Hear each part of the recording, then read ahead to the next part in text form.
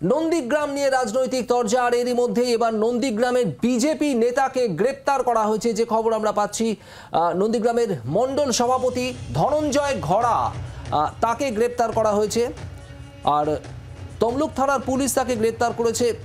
গত 4 মে বিজেপির মনোনয়নের সময় অশান্তির যে ঘটনা, সেই ঘটনার প্রেক্ষিতে কিরণ মান্না আমাদের প্রতিনিধি রয়েছেন আমাদের সঙ্গে। কিরণ, বিজেপি নেতাকে গ্রেপ্তার, ঠিক কি অভিযোগে? দেখো, আমরা যেটা প্রাথমিকভাবে পাচ্ছি পুলিশ সূত্রে, রাতেই নন্দীগ্রাম থানার সহযোগে, থানার পুলিশের সহযোগে তমলুক থানার পুলিশ ধনঞ্জয় ঘোড়া মণ্ডল সভাপতি, নন্দীগ্রাম 1-এর মণ্ডল সভাপতি, তাকে গ্রেপ্তার করেছে।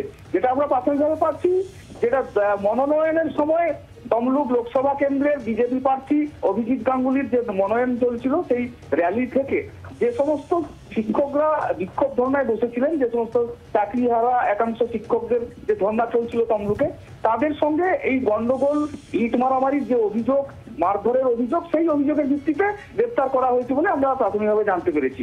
তবে এই নিয়ে রাজনৈতিক চর্চা নন্দীগ্রামে যথেষ্ট শুরু হয়েছে, কারণ গতকালই মঞ্চ থেকে শুভেন্দু অধিকারী নামের এফআইআর নামের লিস্ট পড়ে পড়ে বলেছেন যে এই সমস্ত আসামিদের পুলিশ ধরার জন্য আগ্রহ করছে না, কয়েকজনের বাড়িতে গিয়ে দায় সারার কাজ করছে এবং এদেরকে গ্রেফতার করতে হবে, এলাকায় ঘুরে বেড়াচ্ছে।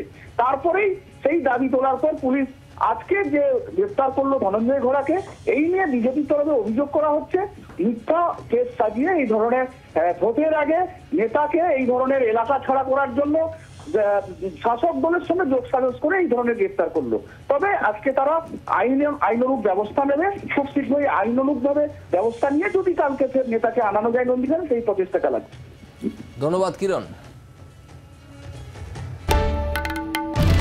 বাংলার আওয়াজ, বাঙালির আবেগ, জি 24 ঘন্টা।